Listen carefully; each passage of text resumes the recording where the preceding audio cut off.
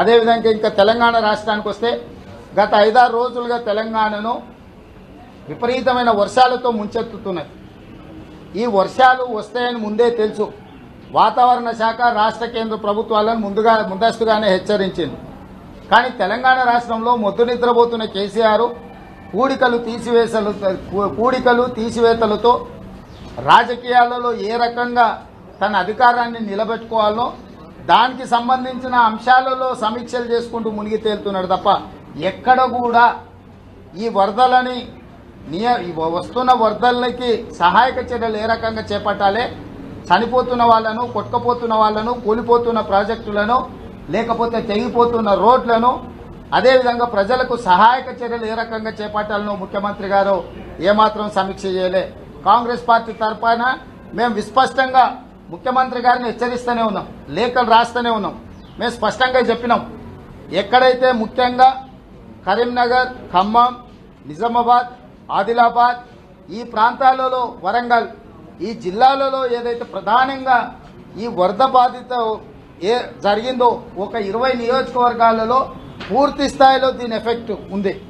దానికి ముఖ్యంగా 17 పార్లమెంట్ నియోజకవర్గాలకు 17 మంది మంత్రులను అంటే ఎగ్జిక్యూటివ్ తరఫున వీళ్ళని పెట్టి సీనియర్ ఐఏఎస్, సీనియర్ ఐపీఎస్ ఆఫీసర్లను వాళ్ళని సహాయకంగా పెట్టి ఆ కింద డిఎస్పీ క్యాడర్లో, ఆర్డీఓ క్యాడర్లో, ఎంఆర్ఓ క్యాడర్లో సహాయక బృందాలను అన్నిటిని కూడా ఏర్పాటు చేసి పునరావాస కేంద్రాలను ఏర్పాటు చేసి అక్కడ స్థానికంగా ఏ అవసరం ఉన్నా వరదలలో ఉన్న వాళ్ళు కానీ, వరదల్లో ఆశ్రయం కోల్పోయిన వాళ్ళని కానీ, లేకపోతే తెగిపోయిన విద్యుత్ లైన్లను తిరిగి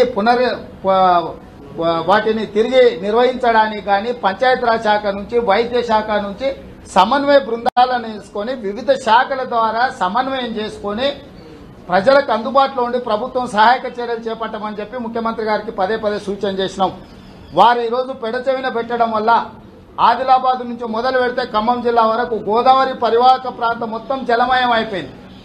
ఇందులో అత్యంత పెద్ద ప్రమాదం వచ్చింది కాళేశ్వరం ప్రాజెక్టుకు.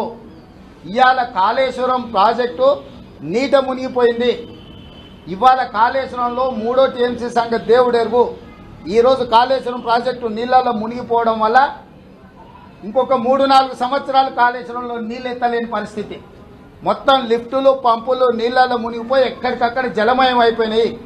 38,000 కోట్లతో ప్రారంభించిన కాంగ్రెస్ పార్టీ ప్రణయిత చేవెళ్లను రీడిజైనింగ్ల పేరు మీద 1,40,000 కోట్లకు పెంచిండు. 1,00,000 కోట్ల అవినీతి జరిగి 1,00,000 కోట్లు ఖర్చు పెట్టిన తర్వాత నిర్మించిన కాళేశ్వరం ఇవాళ నిండుగా నీట మునిగిపోయింది. దీంట్లో డిజైన్ల లోపం ఉంది, నిర్లక్ష్యం ఉంది, కేసీఆర్ అవినీతి ఉంది. అనుభవం లేని ప్రతిమా లాంటి కంపెనీలకు 1,000 కోట్ల రూపాయలు పన్నులు అప్పచెప్పడం వల్ల ఎట్ల బట్టి అట్లా కట్టడంతో ఓ మాదిరిగా వర్షాలు వస్తేనే కాళేశ్వరం కుప్పగూలిపోయింది. కాళేశ్వరం కేసీఆర్ అవినీతికి బలి అయిపోయింది. చుట్టుముట్టుతో పోలీసులను పెట్టి అక్కడికి ఎవరిని వెళ్లకుండా నియంత్రించి ఈరోజు కేసీఆర్ గారు తన అవినీతిని కప్పిపుచ్చుకునే ప్రయత్నం చేస్తుండు. అవినీతిని అయితే కప్పిపుచ్చుకున్నావు కానీ నీళ్లల్లో మునిగిపోయిన కాళేశ్వరం ప్రాజెక్టును ఎట్లా కాపాడుతావో చెప్పాల్సిన అవసరం ఉంది. అందుకే నీళ్లలో మునిగిపోయిన కాళేశ్వరం ప్రాజెక్టుకు సంబంధించిన వీడియోలు మీడియా మిత్రులందరికీ కూడా మేము పంపించడం జరిగింది. మరి ఎందుకో మీడియా మిత్రులు కూడా ఎవరు వాటిని వినియోగిస్తున్నట్టు కానీ వాటిని చెప్తున్నట్టు కానీ లేదు. కాబట్టి కేసీఆర్ నిద్రమత్తోదులు, మందుమత్తోదులు రాజకీయ క్రీడలకు తెరదించు. తాత్కాలికంగా తక్షణమే సహాయక బృందాలు ఏర్పాటు చేయి. రాష్ట్ర స్థాయిలో కూడా కంప్లీట్ గా ఒక సమీక్ష చేయడానికి ఒక వ్యవస్థను ఏర్పాటు చేయి. ముఖ్యమంత్రి గారి నేతృత్వంలో చీఫ్ సెక్రటరీ, డీజీపీ, ఇతర ఆరోగ్య శాఖ, పంచాయతీరాజ్ శాఖ, విద్యుత్ శాఖ, జలవనరుల శాఖను సమన్వయం చేసుకొని నిమిషము ఎక్కడ ఏం జరుగుతుందో సమాచారం సేకరించి సహాయక చర్యలు చేపట్టాల్సిన ముఖ్యమంత్రి గారు నిమ్మకు నీరెత్తినట్టు ప్రగతి భవన్ లో ఉంటుండు. ఇది దుర్మార్గమైన చర్య. అందుకే కాంగ్రెస్ పార్టీ హెచ్చరిస్తుంది.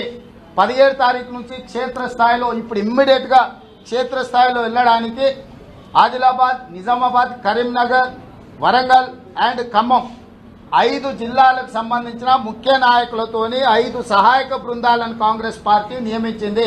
వాళ్ళందరూ క్షేత్రస్థాయిలో వెళ్లి కార్యకర్తలతో సమన్వయం చేసుకుని క్షేత్రస్థాయిలో ఇబ్బందులను ఎదుర్కొంటున్న ప్రజలకు అండగా నిలబడి వాళ్ళకు అవసరమైన తినుబండారాలు బియ్యం, ఉప్పు, పప్పు, బెల్లం, చింతపండు లాంటివి ఇవ్వడమే కాకుండా విద్యుత్ స్తంభాలు ఎక్కడైనా కోల్పోతే వాటిని తక్షణమే పునరుద్ధరించే విధంగా, అదేవిధంగా రోడ్లను కూడా పునరుద్ధరించే విధంగా ప్రభుత్వం మీద ఒత్తిడి తీసుకొచ్చి సహాయక చర్యలు చేపట్టడానికి 5 జిల్లాలకు ఆ జిల్లాలో ఉండే ముఖ్యమైన నాయకులతోని సహాయక బృందాలను ఏర్పాటు చేసినాం.